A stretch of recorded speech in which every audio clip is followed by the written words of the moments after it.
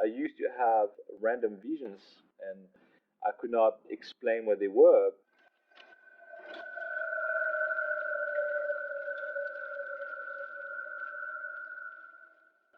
My mother taught me meditation since I was 12 years old. I never took it seriously. I was using my mantra and everything else when I was younger, but I never had any visions. I couldn't care less about the Buddhism part of things that was more part of her life. I was more drawn towards the simplicity of my dad's life, in the business world. It was more pragmatic, and I was more drawn to that. When I was 16 years old, I was in a boarding school. My dad sent me over there as a punishment because I was kind of failing my grades in the public system. And when I went to school, I thought I could probably put the transcendental meditations to use. For some reason, I felt compelled that I could do something. I felt more powerful that year. I don't know if it's because I was, turning 16 and I was, more attracted to girls. I'm not sure, but I felt there was something changing in me.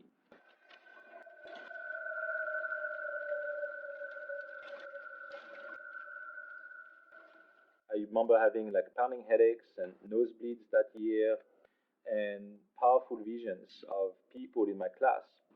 One example was this girl who was in my Spanish class. All of a sudden, during the class, I saw her on a scooter leaving the school, and she was hit by a car on the right hand side, and she died. And that shocked me, and I didn't know what to do with this. So during the break, I decided to write down a note explaining the accident. I was quite goofy about this. I didn't know how to deal with this. So I wanted to let her know what could happen. And so I put that in a pen case, and then when she read it, during the break, she shouted, who did this, And sheepishly I said, it's me. And so she just like shouted at me, and the whole event kind of blew away, and then that was quickly forgotten. And then a year later, the accident that I described happened. She was hit by a car, exactly the same location I described, but the man who hit her was the Spanish teacher that was in the class I was having the vision in. And she never died, but I guess the interpretation of the death was that she turned paraplegic, so she ended up being in a wheelchair, and she never came back to school after that. But the fact is that I saw this.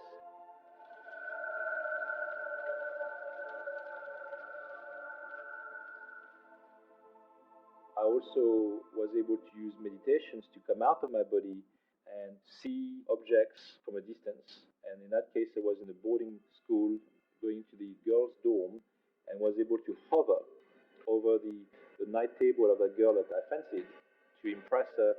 And I described three objects that were on a night table that she placed purposely the same day because that was the game that we were playing.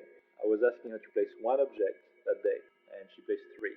And when I came back the next day and I told her what I saw, she freaked out and she turned all white, pale, and I basically lost the opportunity of being a boyfriend that day.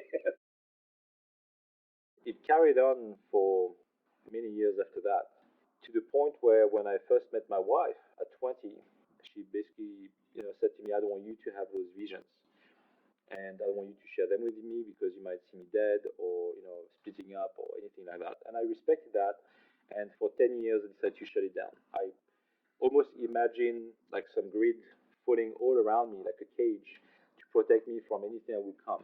And that worked for 10 years until those visions came back in full form.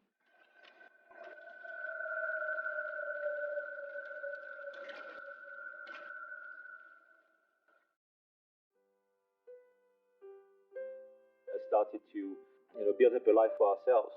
In 2005, we started a business, starting with honey, and we built a multinational, starting with Canada and then moving on to the US, and then England, and then New Zealand. We branched out to health food stores, grocery stores, pharmacies, and then working with cancer research institutes.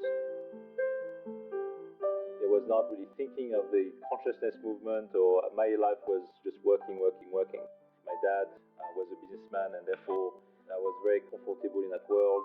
Nothing else mattered to me. We became the leading brand of that type of honey in North America very quickly. In 2009, My wife and I decided to go on holiday to Peru, and when we got back from that holiday, I remember basically having very vivid visions that really bothered me. I was waking up at 2 o'clock in the morning and writing them down because it was so strong and so vivid. And at that time, my wife just got pregnant. I not only saw my child at the age of 20 years old, not knowing the sex of the baby at the time. I saw, her face. I saw her walking in the corridor, and she was taller than my wife, and she had a dimple on the chin, which is, strange because I don't have a dimple and my wife doesn't have a dimple. And so I described our daughter to my wife, and she just, was very pleased with that because it kind of comforted her in her first pregnancy. That was something that was actually positive.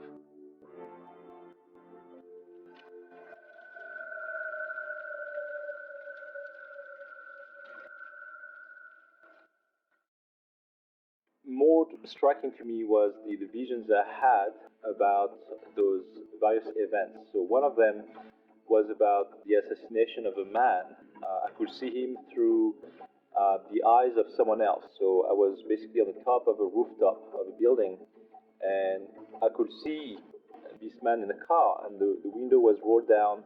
The car was in motion, and it was a black car, and the man had a mustache, and I didn't recognize him from anywhere, but at the same time, while seeing him, I was having downloads of information, so impressions of who he was, and the words were Prime Minister assassinated. These were the two main words that came to me, and I also knew that the man was dead already.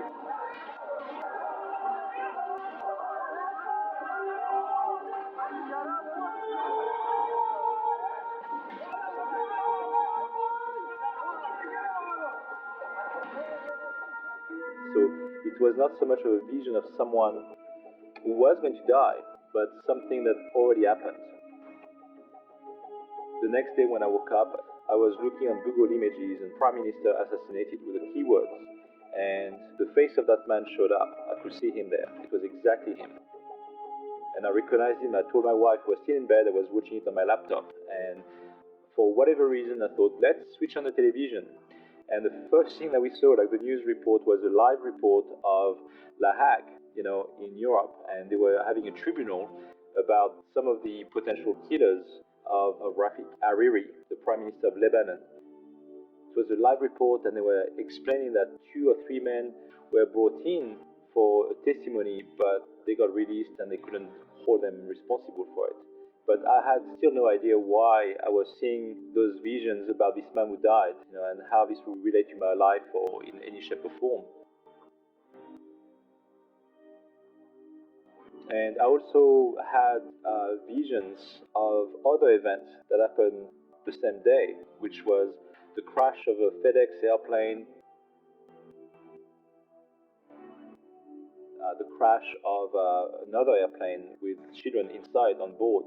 They were trying to go to a skiing resort, and that airplane really did crash. And I saw those events the next day in the news. And those visions changed my life completely. My wife also had to accept it too because I could not shake them up. It was something that stayed within me, and I could not get rid of them.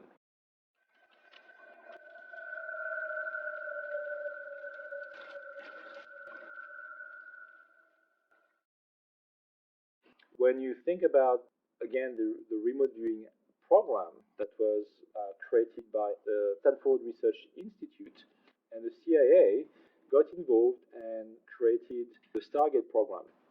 The program got shut down when he became public and got released in the New York Times, and the government decided to shut it down because the money spent in that was not properly used. But what most people don't know is that that program, instead of being shut down, got multiplied by like 5 times over time. Nowadays, there are so many different factions and groups of remote viewers around the world that are all linked to that original program, and the Stargate program is still very much active.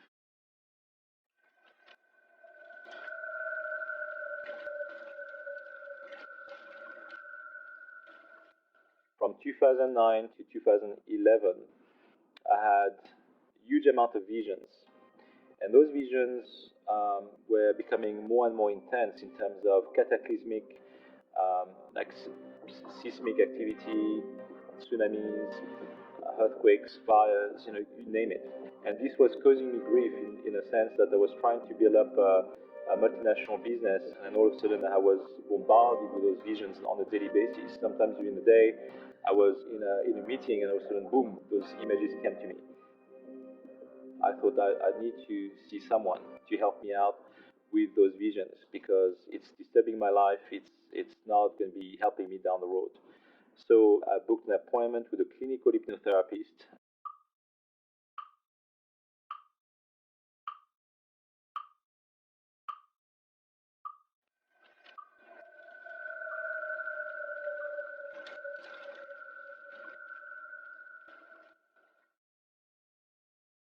One day I had a dream about this boy, and he had big eyes. He had high cheekbones, bright smile, and he looked like in his 20s, almost like a surfer dude from California, but not looking so human. Like his eyes were like three times the size of a human eye. The face of that boy stayed with me for the whole day. I was looking through the window, and here he was. It was so weird. And so I came back home, and I decided to, after supper, I decided to sit down on my sofa. And that's when I closed my eyes for a few seconds, and I could feel this whirlwind around me. And it was a weird kind of energy wind around me, and then all of a sudden, the boy was standing up right in front of me. And he had a blue glow around him, still smiling. He was excited to see me, but I was completely petrified to the extent that physically I was not able to move. My hands were glued to the sofa. My eyes, as soon as I opened them, I could not move them after that, and I could not speak. He spoke to me telepathically and said, "My name is Zo. I'm from the Galactic Alliance."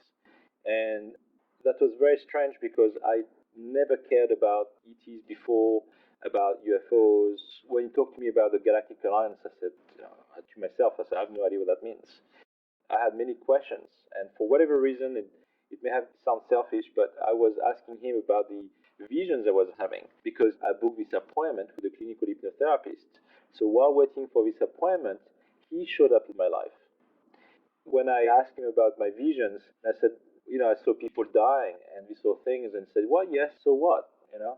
It's things happen, but our souls live forever, and therefore the illusion of this world is part of your reality. And he was so cold in a way that he was so pragmatic about things that to me it felt that he was not living on the same reality as ours for sure. When he vanished, basically, it was like a blue haze. It was very shocking to me that I had this encounter, and I thought, my God, I've lost it. And so I was walking back towards the kitchen, and I just remember grabbing my cup of tea, not even thinking or looking at it. And I was still thinking about what just happened, and I was like putting it towards my lips. And I said, wow, that's freezing cold. And I put it down, and right away I looked at the stove, and the time showed that I had over 2 hours of missing time. And the time that when I was talking to this being was maybe like 15 minutes at the most. And that was on the 11th of November 2011, so 11, 11, 11. And I never paid attention to the synchronicities of the dates and at that time.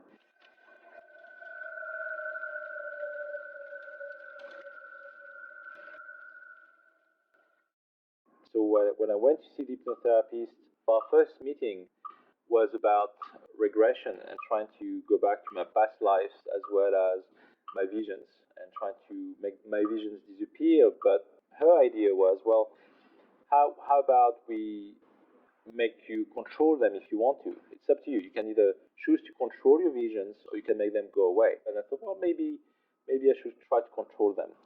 So she taught me how to do self hypnosis, and with a tape for like 70 minutes, I was listening to it, and I could see more things, like control and have visions on demand. She was also trying to explore the facets of my past lives, and if maybe those visions had anything to do with that. I could see my life as an Egyptian, and I was in the sand, I was outside, And right next to me, on my right, were human-like beings that were at least 14 feet tall. They had animal heads or birds' heads, and I could see the people in front of me, and they were just looking at those beings, being frightened by them. And I was next to them, believing that I was their creator, a geneticist. At one point, I could see this triangular spacecraft that showed up above the pyramid, and so right away, I got the impression that those creatures next to me came from ET technology, or at least I was helped to create them from the ET technology.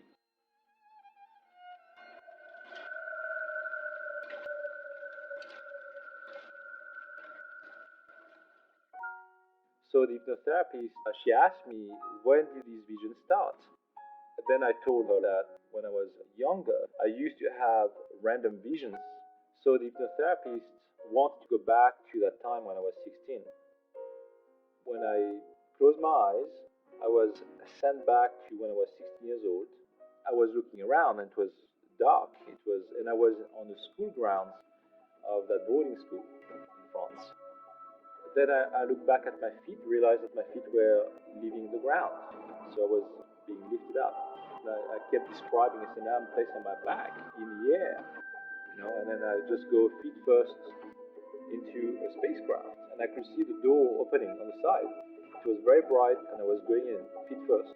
As I got into the spacecraft, I saw those weird, tall gray aliens, and they had like big black eyes, a slit for a mouth, and hardly any nose, no ears, elongated fingers, way below their kneecaps, longer than human arms. I had like some IV drips on my arms and all of that, but I wasn't really feeling the pain.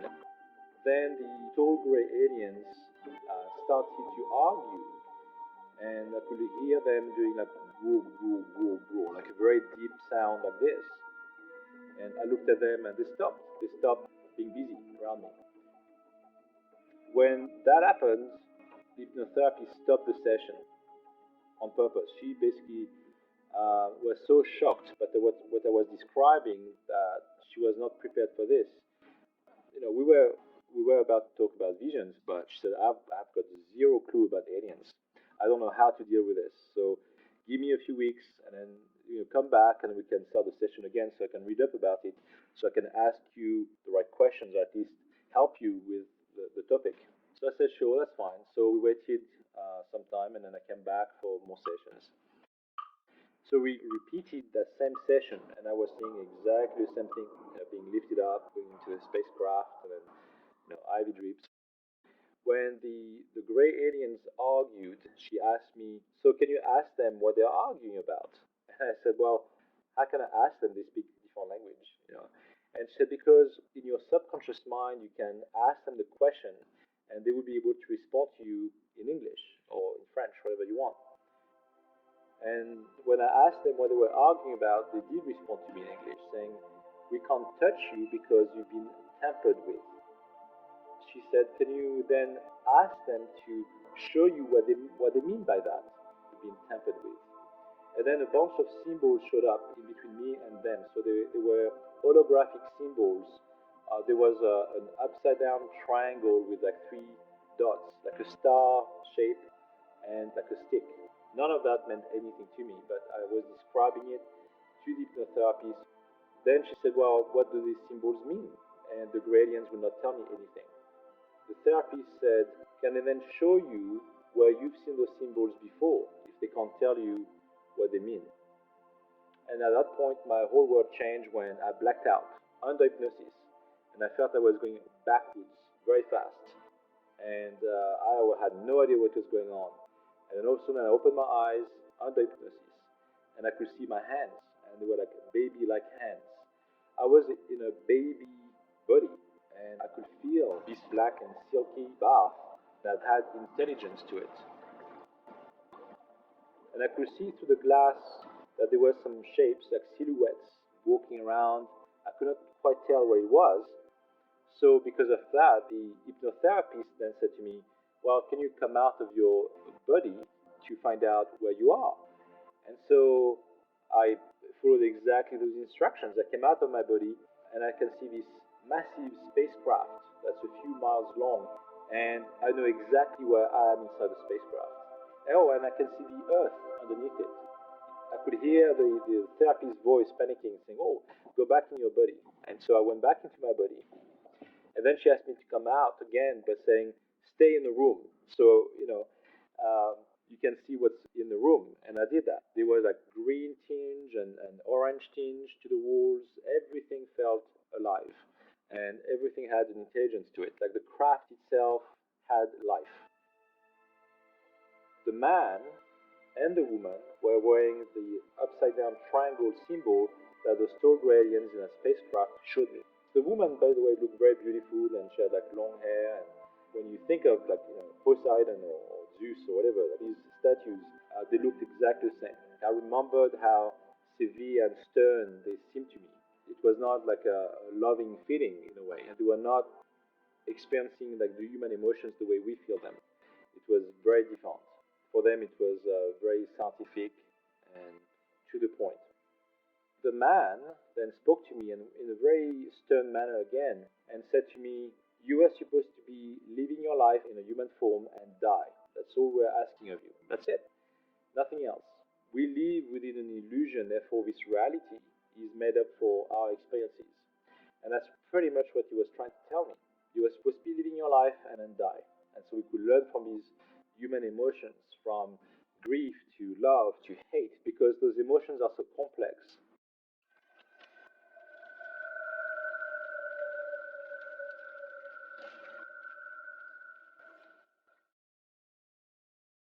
Over the years, I have learned that those beings were Anunnaki. So Zo was my younger brother. As an Anunnaki being, I volunteered to be incarnating into this form as a human body. Most people are also. They volunteer their soul being to create this reality so we can have that experience. So Zo broke the rules of the Galactic Alliance to come and see me in my human form. He said to me, "Because you had those experiences now and you are kind of awakened, you need to go back to Earth and start awakening the star seeds of this planet." These are the words he used. I mentioned that to the hypnotherapist, and I said, "That's it. That's what he told me, and he would not share anything more." And I said, "I don't know what to do with this. Basically, it's nice, but I can't do anything with it. I don't have a guide, a manual to follow through with this, request."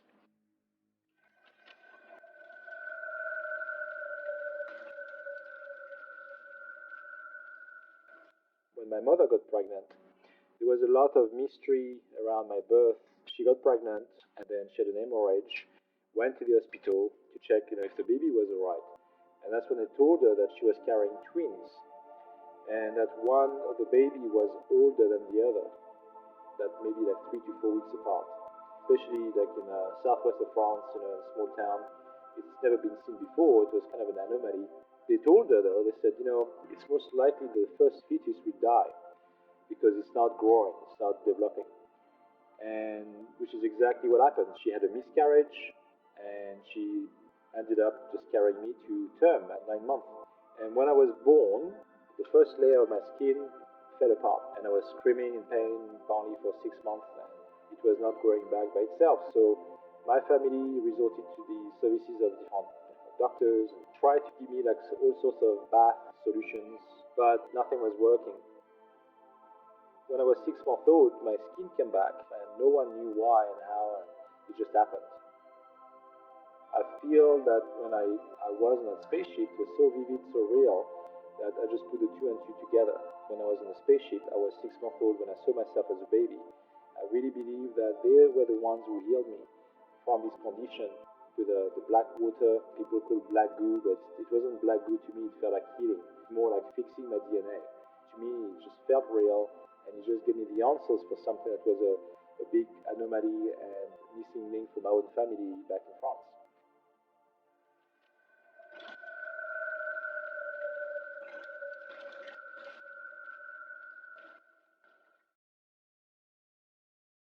When you think about the human reality, it's called the collective consciousness. It's a made up reality that has been designed for us so we can have all those experiences and then die and move on. But the Hopi Indians and various cultures around the world have those prophecies, like the rainbow prophecies, for example, with the Hopi Indians. They talk about a time when all the cultures around the world will gather around a circle and recreate a new reality for themselves, where the trees can grow back overnight from seeds. What's interesting about all the First Nations, and I was fortunate enough to work with a few of them, where I live right now in Vancouver Island in Canada.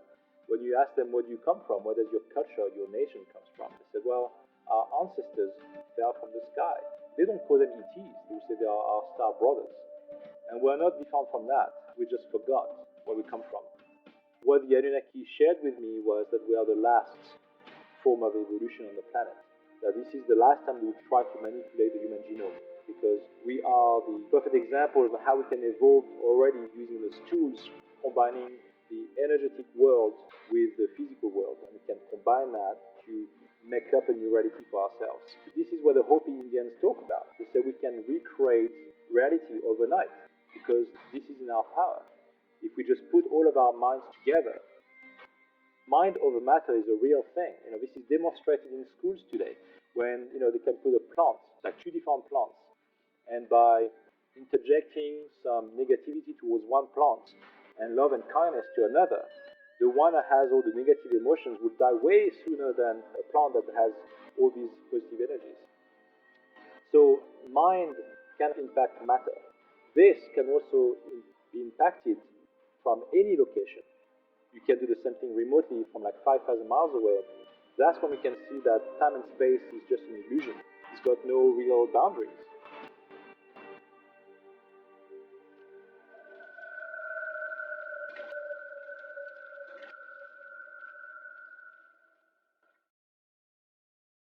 Over the years, the more and more people I've been involved with have been confirming what I've been going through, what I've lived through. When Zoe showed up in my living room and started telling me that he was part of the Galactic Alliance, this meant absolutely nothing to me. But I came to realize that alliance was a bunch of group of ETs that were working with one another. The human genome, we have our DNA. We have all these components and branches of our DNA that are from different ET races. Like a recipe, you basically would have, let's say, for me, like 75% Anunnaki, 5% Draco, 5% Andromedan, whatever it is. You have a different recipe for each. So when people today would say, I feel like I'm Andromedan, I feel I'm Palladian, I feel like I'm Draco, I feel I'm this or that, they have a sentiment, they feel attracted to those beings. Well, that is probably true, but they also ignore the fact that they are way more complex than what they seem to be. All of these beings are working with one another. The Draco used to be part of the Human Genome Program, which is why we have the reptilian brain and we have the Kundalini energy. All of that is affiliated with them. So it's not all negative. There are some positive components to these beings. But unfortunately, because of their agenda and being as greedy as they are and not wanting to play by the rules, they got ejected from that Galactic Alliance.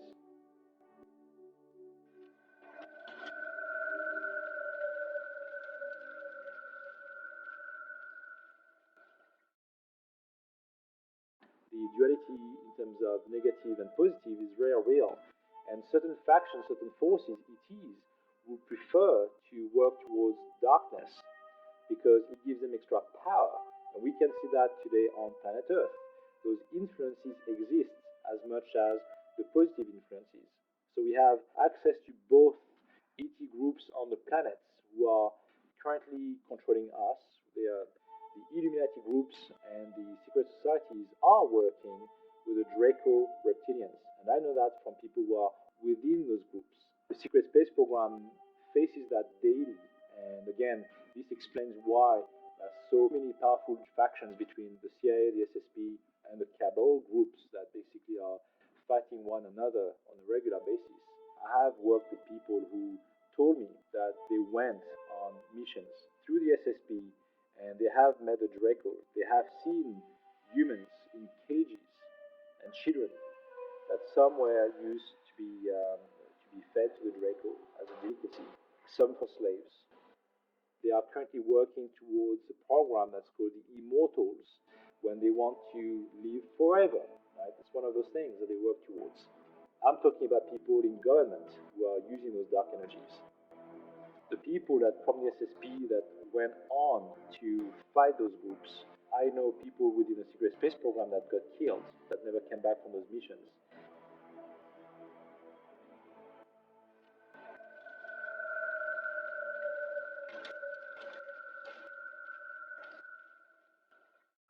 The way I can do remote viewing, seeing events in other locations, doing remote influencing people from a distance. All of these things are humanly possible. Everyone can do this. Some can do it with training. A lot of remote viewers out there do it with training. I do have limits like anybody else, but I do remember where I come from. I've gone back to the source of origin of life. I've traveled to the cosmos. I've traveled to the multiverse. It doesn't make me a better man. It doesn't make me feel like I'm a guru. I'm just still a human being with an experience. I believe that my role, in my small little role in doing this and achieving this, is by following the agenda of disclosure. People to realize that they are way more powerful than they are, to regain control of their lives, of their soul origin, remembering who they are as sovereign beings, because we are not just puppets of the government and society, we are enlightened beings already. We just have to remember who we are. We can make a change. Eventually, everybody will awaken to this.